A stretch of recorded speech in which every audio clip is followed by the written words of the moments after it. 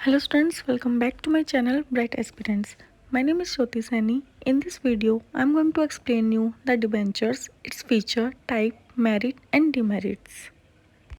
अब आते हैं आपके पास डिबेंचर्स। डिबेंचर्स क्या होते हैं? एक डॉक्यूमेंट होता है जो कंपनी के थ्रू यहाँ पर क्या किया जाता है, इशू किया जाता है आपका। It is a certificate issued by a company under the seal knowledge और डेप्ट। अब देखो डिबेंचर एक तरीके से क्या होता है, एक डेप्ट की तरह यूज़ किया जाता है आपकी कंपनी के थ्रू यहाँ पर। According to the Companies Act 1956, debenture includes debenture stock, bonds and any other securities of a company, whether constituting a charge of the assets of the company or not। तो ये क्या होते हैं, आप debenture जो होते हैं उनके अंदर आप डिबेंचर स्टॉक को, बॉन्ड्स को, इनको क्या कर सकते हो, इंक्लूड कर सकते हो आप। और ये क्या होते हैं आपके charge of the assets of the company और not. Types of debentures. Now debentures आपके कितने टाइप के होते हैं और उनका मीनिंग क्या होता है आपका। फर्स्ट है आपके अनसिक्योर्ड डिबेंचर्स। अनसिक्योर्ड डिबेंचर्स कौन से होते हैं आपके? Are not given any security on asset of the company, it is also called simple और नेकेड डिबेंचर्स। इनका दूसरा नेम क्या है आपके? सिंपल और नेकेड डिबेंचर्स। और इनके बिहाव पर किसी भी तरीके की एसेट के ऊपर कोई सिक्योरिटी यहाँ पर नहीं दी जाती है। This type of debentures are treated as unsecure creditors at the time of winding up of the company. ये कैसे तरीके के होते हैं कि अगर कोई कंपनी वाइंड अप होती है तो जिस तरीके से वहाँ पर कुछ क्रेडिटर्स होते हैं जो अनसिक्योर्ड होते हैं, इसी तरीके से अनसिक्योर्ड डिबेंचर्स होते हैं कि इनमें क्या होता है, रिस्क होता है आपका कि इनके अगेंस्ट में आपको डिविडेंड मिलेगा नहीं मिलेगा, you are not sure about that. और सिक्योर्ड के अंदर आप सिक्योर होते हो, आपकी जो एसेट के अगेंस्ट आपको सिक्योरिटी मिलती है कि हम पैसा नहीं दे पाए तो आप हमारे एसेट से हमारा पैसा रिकवर कर सकते हो। इसलिए इनको क्या बोलते हो आप? मॉर्टगेज डिबेंचर बोला जाता है, because these debentures are given against any mortgage of the asset of the society. क्योंकि उनको मॉर्टगेज मिली है, मॉर्टगेज यानी कि कोलेटरल सिक्योरिटी उनको मिली होती है उसके अगेंस्ट में। Convertible debentures. कन्वर्टेड डिबेंचर्स क्या होते हैं? जिनको हम फुली और पार्टली या होली हम उनको शेयर्स के अंदर कन्वर्ट कर सकते हैं, या आप बोल सकते हो कि जिनको हम इक्विटी शेयर्स के अंदर, या फिर उनको हम non convertible debentures, fully converted debentures, इनके सॉरी जिन डिबेंचर्स को आप इक्विटी शेयर्स के अंदर कन्वर्ट कर सकते हो वो कन्वर्टेबल होते हैं। अब इसमें क्या होता है, कन्वर्टेबल में कुछ नॉन कन्वर्टेबल, फुली कन्वर्टेबल और पार्शली कन्वर्टेबल डिबेंचर्स होते हैं आपके। रिडीमेबल डिबेंचर, जिन आपके रिडीम कर सकते हो अपनी एक्सपायरी डेट से पहले डिबेंचर्स को, वो क्या होते हैं आपके? रिडीमल। जिनको आप रिडीम नहीं कर सकते कंपनी की लाइफ टाइम पर और कंपनी के बिजनेस पर भी, वो क्या होते हैं? इरिडीमल होते हैं। ये कुछ अदर टाइप्स के डिबेंचर्स दिए हुए हैं आपको। Collateral, guaranteed, first debenture, zero con debenture, zero interest bond and debentures. Basically जो हमारे एक्सप्लेन किए गए हैं, these are the some important ones. Now features of debentures. Debentures के फीचर्स क्या होते हैं आपके? पहला है आपका मैच्योरिटी पीरियड। पहले डिबेंचर आपका एक लॉन्ग टर्म इन्वेस्टमेंट होती है, तो इसकी जो मैच्योरिटी पीरियड होता है वो भी क्या होता है? लॉन्ग टर्म होता है आपका। जनरली जो होता है नॉर्मली डिबेंचर का जो मैच्योरिटी पीरियड होता है वो 10 से 20 साल का होता है। And repayable with the principal investment at the time of maturity period. जब इनके मैच्योरिटी खत्म होती है तो काफी अच्छा खासा अमाउंट यहाँ पर उन इन्वेस्टर्स को मिलता है। Residuum claims in income. Debenture holders are eligible to get fixed rate of interest at the end of the accounting period. Debenture holders have priority of claim in income of the company over equity and preference shareholders. यहाँ पर वही चीज़ है कि उनको एक fixed interest rate पर उनको क्या मिलता है? डिविडेंड मिलता है। और इनके पास राइट भी होता है यहाँ पर कि इक्विटी और प्रेफरेंस होल्डर से पहले इनको दिया जाता है, क्योंकि डिबेंचर एक तरीके की लाइबिलिटी होती है कंपनी के लिए यहाँ पर। Residual claims on asset. Residual claim on asset कैसे होता है कि यहाँ पर अगर कोई कंपनी वाइंडिंग अप हो रही है तो उसके जो पैसा है यहाँ पर, जो डिबेंचर होल्डर्स है वो अपना पैसा सबसे पहले अपना पैसा क्लेम करेंगे कंपनी के एसेट से यहाँ पर। No voting right. Debenture holders का वोटिंग राइट में देखो कोई भी तरीके से किसी भी तरीके से रोल नहीं होता, क्योंकि डिबेंचर होल्डर्स एक तरीके से कौन होते हैं? क्रेडिटर्स होते हैं। क्रेडिटर्स का कभी भी कंपनी के अंदर राइट नहीं होता उसका किसी भी चीज़ का लेके, ना उनके पास कोई वोटिंग राइट होता, ना कहीं भी आपका परफॉर्मेंस के अंदर, डिसीजंस के अंदर, मैनेजमेंट के अंदर कोई कंट्रोल होता है आपका।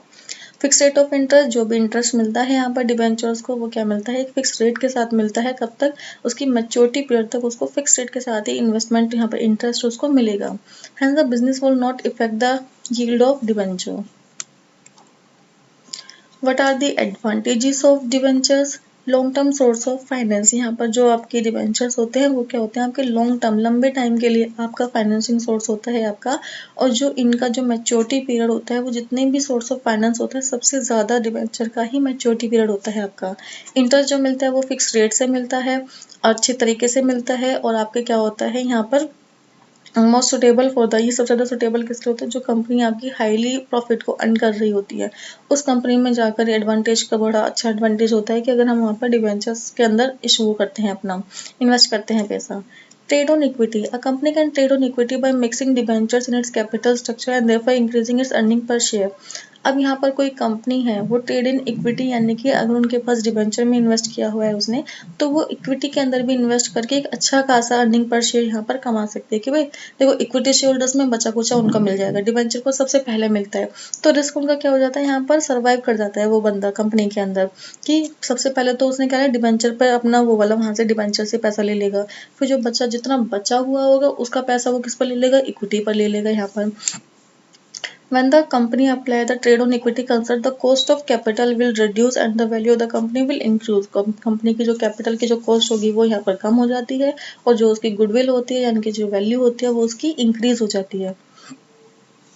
Income tax deduction, income tax deduction कैसे, क्योंकि जो इंटरेस्ट होता है हम जो पे करते हैं कंपनी, वो क्या होता है चार्ज अगेंस्ट प्रॉफिट होता है, as a liability as an expense होता है, और एक्सपेंस के ऊपर आपको क्या मिलता है, टैक्स में रिडक्शन मिलता है, यानी कि टैक्स शील्ड आपको मिल जाती है एक तरीके से यहाँ पर।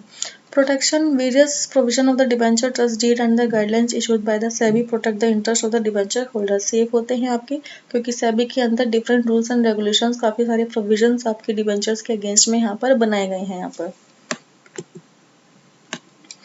Now what are the disadvantages of debentures, वही जो आपके एक तरीके से प्रेफरेंस शेयर्स के आपके जो वो रहेंगे वही रहेंगे इसमें, इसके डिसएडवांटेज भी, कि जो इंटरेस्ट रेट है वो क्या मिलता है आपको, फिक्स्ड मिलता है, ऊपर नीचे होता नहीं है, कंपनी अगर ज़्यादा प्रॉफिट अर्न कर रही है तो भी उनको कम ही मिलता है जो उनका फिक्स्ड होता है। किसी भी तरीके का वोटिंग राइट नहीं होता, तो कंपनी के मैनेजमेंट में उनका कंट्रोल भी यहाँ पर नहीं होता। ये क्या होते हैं आपके कंपनी के क्रेडिटर्स होते हैं, ना कि ओनर्स होते हैं।